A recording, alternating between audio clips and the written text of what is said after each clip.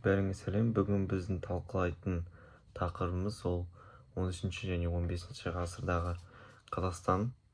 Және де бірінші бөліміміз ол Шыңғысхан мемлекеті және оның ұлыстарының құрылуы.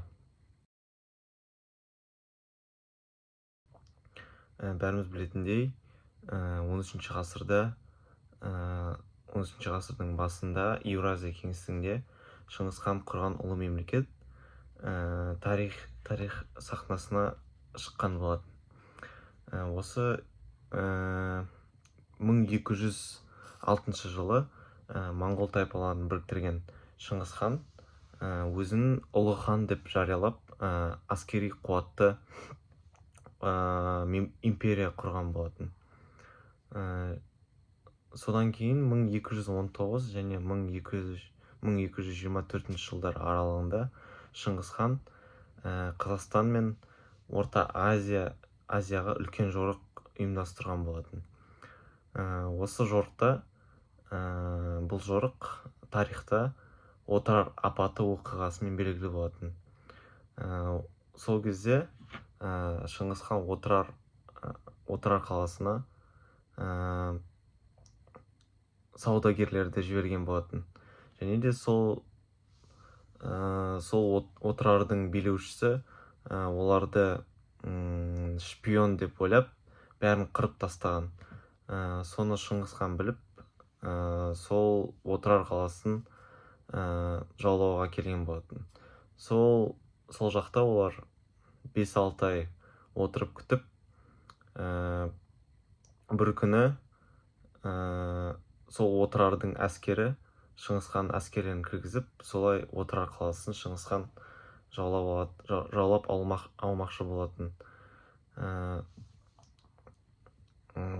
Содан кейін Шыңғысхан әскерлері Отырардан басқа Сығанақты, Яссыны, Баласағынды, Жент пен Үргенішті басып алмақшы болатын.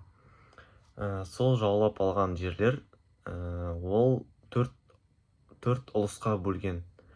Қазақстанның солтүстік, батыс, шығыс бөлігі оның үлкен ұлына, яғни Жошы ұлысына қаратқан болатын. Ал Жетісу, Тянь-Шань өңірі ол Шағатай ұлысына берген. Ал Қазақстанның оңтүстік қалалары Үгедейге берген. Осылайша Қазақстан жері 13 ғасырдың ортасында Моңғол империясының құрамына кірді. Бірақ біртіндеп ұлыстар өз алдына жеке мемлекеттерге айнала бастаған.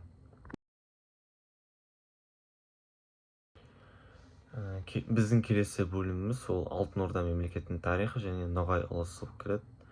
Бәріміз білетіндей, Жошы ұлысының негізінде 13 ғасырда ортасында Алтын Орда мемлекеті құрылған болатын. Оның алғашқы астанасы Еділ бойындағы Сарай Бату қаласы болған. Ал кейінірек Сарай Батудың орнына Сарай Берке болған болатын.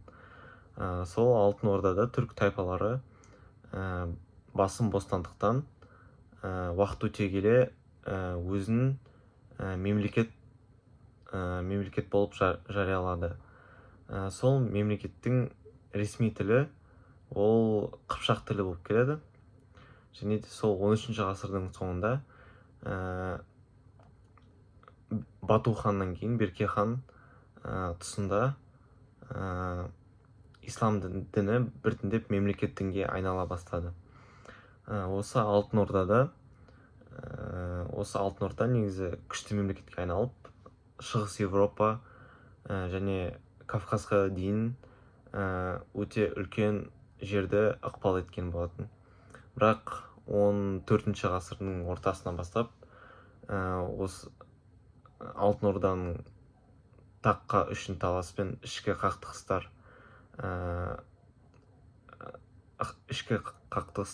себепші болып, осы Алтын Орда мемлекеті әлсірей бастаған. Осы кезде Алтын Ордадан бөлініп Батыс Қазақстан жеріне Ноғай ұлысы қалыптасқан. Осы Ноғай ордасы 15 ғасырда қатты күшейіп, Жайық пен Еділ бойында өмір сүрген көшпелі тайпаларын билік жүргізген. Кейін Ноғай ұлысының бір бөлігі Қазақ хандығына қосылған екен. Біздің келесі бөліміміз сол Моғолстан және Әмір Темірдің жорықтары. 14 ғасырдың ортасында Шағатай ұлысының шығыс бөлігінде Моғолстан мемлекеті құрылған болатын. Оның орталығы Алмалық қаласы болған. Моғолстанда Дулат, Қаңлы, Керей, Арғын сияқты көптеген тайпалар қоныстанған. Мемлекет негізінде өте әлсіз болған, себебі әмірлер арасында таққа талас жиі болып тұрған. Осыны пайдаланған Әмір Темір немесе басқаша Ақсақ Темір соны деген билеуші соны пайдаланып бірнеше рет Моғолстан мемлекетіне жорық жасаған болатын. Осы 1370 және 1390 жылдар аралығында ол Моғолстанға оннан астам рет шабуылды ұйымдастырып, жетісу мен шығыс Түркістанды ойрандаған болады. Осы Ақсақ Темірдің жорықтары Моғолстанды әлсіретіп қана қоймай, Қазақстан және де Орта Азия халықтарының тұрмысына да ауыр зардап әкелген болады.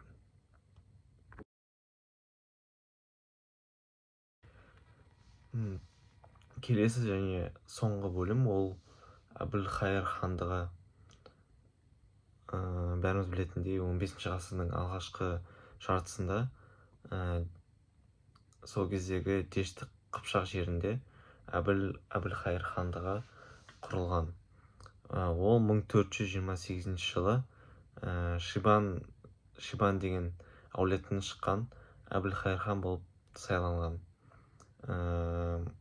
Оның мемлекеті негізінде Сырдария бойындағы қалалар және де Батыс Сібір жерлерін қамтыған.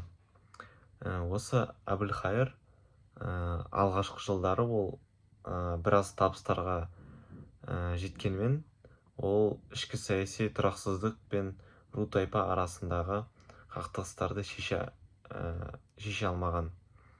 Және де ол 1457 жылы ол қалмақтардан Сығанақ түбінде ауыр жеңіліске ұшыраған. Және де осыдан кейін халық арасында ханға деген Әбілхайыр ханға деген сенім азайған.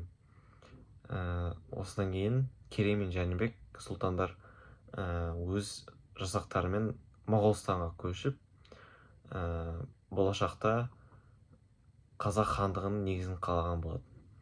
Ал 1468 жылы Әбілхайыр қайтыс болған соң, соның хандығы біртіндеп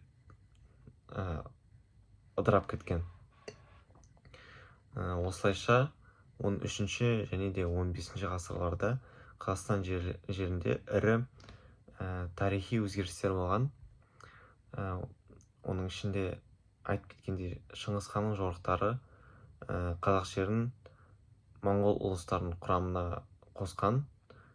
Кейін Алтын Орда құрылып, одан кейін Алтын Ордадан кейін Ноғай ордасы бөлініп шыққан. Моғолстан мен Әмір Темірдің соғыстары елді әлсіреген. Ал Әбілхайыр хандығының күйреуі Қазақ хандығының құрылуына алғышарт жасаған.